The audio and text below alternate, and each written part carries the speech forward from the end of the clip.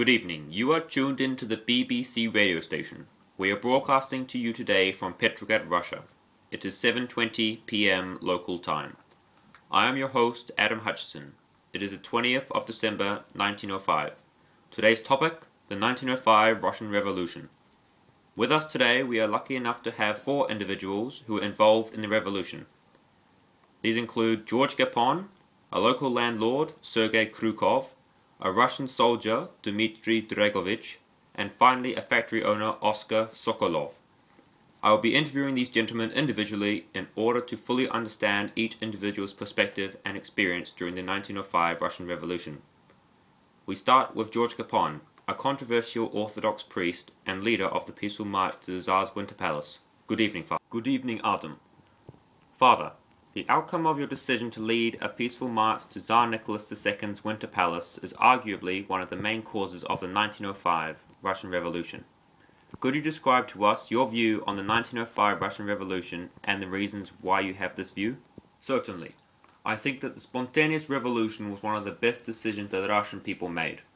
It took courage for them to protest to the so-called God-chosen Tsar Nicholas II. However, we have learned that to get results, all must stand as one. The revolution was the people's way of protesting against the poor working and living conditions, as well as a 300-year autocratic-style government.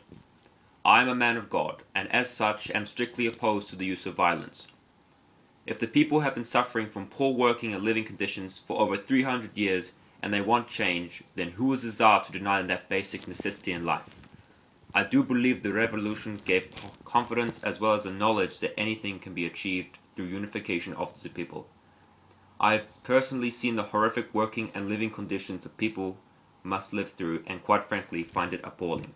Father, you have given us reasons for your view. Could you give us a descriptive explanation on each reason? Also, what were your experiences in the revolution and how did you respond? As you may know, the autocratic government has been ruling Russia for over 300 years. This has created fear amongst the people because any form of protest would be punishable by death or exile to Siberia. Therefore, when the people protested through strikes and marches, they received an increase in confidence because they lived through the protests. The autocratic style of government has been in use for over 300 years in Russia, and the only major change was the freedom of the serfs in 1861. Working and living conditions remained despicable under this type of government because the ability to protest was illegal and potentially fatal. As long as the Tsar is enjoying life, then everything else is none of his concern. This is shown through the many people I have witnessed who are starving cold. On the 22nd of January 1905, I led over 300,000 protesters to the Tsar's Winter Palace in order to hand a petition to him showing our reasonable demands. These include better working and living conditions, an end to the Russo-Japanese War, and 8-hour working days. However, this event took a turn for the worst when Cossack soldiers opened fire on the unarmed peaceful protesters. I was horrified that they would murder over 1,000 men, women and children. My response was negative towards the Tsar as well as the Cossack soldiers. As you know, I am a man of peace and am strongly against the use of violence, and in this case am disgusted by the actions of the Cossacks. Thank you for your time, George Gapon.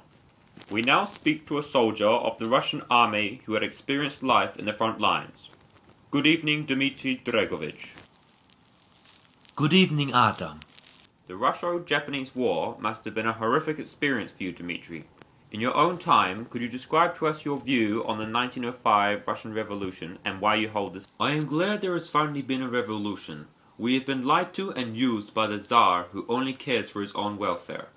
With the promise of a short war, I had high hopes that we would crush the Japanese by year's end.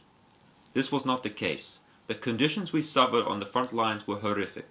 We had scarce ammunition, clothing, general supplies, as well as reinforcements that never came. It is no wonder the battleship Potemkin staged mutiny. The lower-class sailors had received enough oppression by the upper-class officers and decided to take over the ship. I think this is what happened with the Russian people. They were sick of the poor working and living conditions and wanted change. I understand it seems you have been clearly misled. Would you mind explaining to us each reason and also describe to us your experience in the 1905 revolution and also how you responded? Yes. The military forces as well as the Russian people have been lied to by the Tsar. We were promised a short war which in fact ended months after the promised date of December and resulted in a humiliating defeat which lowered the Russian morale. It was mainly the lack of supplies due to the disorganization of our officials that infuriates me the most. It was because of them that our lives on the front line was a suga.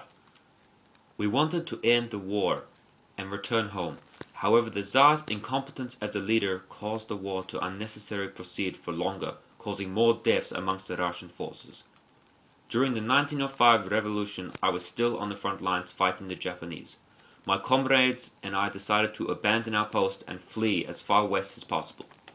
This was the only way to escape the unthinkable conditions alive. After many months of traveling, I responded by joining the protesters in hopes to achieving their goals of better working and living conditions. Thank you, Dmitry. That was very insightful. We are now joined with a Petrograd factory owner, Oscar Sokolov. Good evening, Oscar. Good evening, Adam.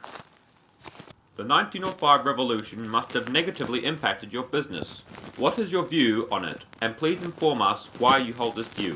The 1905 Russian Revolution was the worst thing that could ever happen to my business, to say the least. I strongly disagree with the peasants' unrealistic demands, and it's because of their pointless strikes that I must suffer the most. I am losing money daily whilst they are off doing their little strikes. They should be thanking me for employing them in the first place. I could have let them starve on the streets for all I care, but no, they have to demand more from me. They are mere peasants and as such should be treated like peasants. Employment and a source of income means life in Russia. How do they show their gratitude towards me? By striking. This affects me personally. I will not stand for this and the peasants will not have a job to come back. You say your business is losing money and that the peasants were lucky enough to even find employment in your factory. Also, that they have no right to demand more from you. Could you describe to us in depth each reason and also your personal experience in the 1905 Russian Revolution and how you... When the first strike occurred at the Putilov plant in December 1904, it caused a chain reaction of sympathy strikes across Russia. Sadly, my employees were amongst these senseless fools and chose to strike as well. They strike for months and as a result my business suffered and lost thousands of rubles. Which brings me to my next point. I gave the workers a source of income and as such demand gratitude from them in any form. Why should I suffer for their lack of gratitude when it was I who offered them the chance of life? They have no right to demand more from me because they have already been given so much. The ability to feed their families and have a roof over their head is a privilege that other peasants do not have. After the revolution, they may have succeeded and obtained the October Manifesto, which was an achievement. However, it was then made useless when the fundamental laws were announced, which stated that the Tsar still had overall power. Personally, one experience I had in the revolution was my employees striking in the streets. I couldn't do much, but I responded by desperately searching for workers to fill in the empty positions. Due to the scale of strikes, everyone was protesting together, and as a result, many businesses, including mine, suffered immensely, and our profit margins dropped. Thank you, Oscar. You have a very intriguing perspective. Another interesting perspective of the 1905 Russian Revolution is that of landlord Sergei Krukov. Good evening, Sergei. Adam, good evening. It has come to my attention that you own a plot of land which is rented by several peasant families. This would have affected you during the revolution. Please describe to us your view on the 1905 Russian Revolution and tell us why you hold this view. I come from the wealthy Krukov family. We own several acres of land in and around Petrograd. I view the revolution as a pointless attempt to confront our great leader, Tsar Nicholas II, and frankly consider it an insult towards him. For he has been chosen by God to lead Russia into the future. I hold this view mainly because I think the peasants have no right to protest and should respect and love our leader and country. As well as the fact that peasants are poor and filthy people who always want more and their wants can never be satisfied. We shouldn't give in to their demands just because they are unhappy. According to you, the peasants are an inferior class that have no right to protest. Could you describe to us these reasons and also your experience in the 1905 revolution, as well as how you responded to it? Yes, that is correct. The peasants are a poor class whose purpose in life is to support the people above them on the hierarchy. People such as higher and middle class members, but most importantly our gracious Tsar himself. The peasants have no right to protest because their status in the Russian society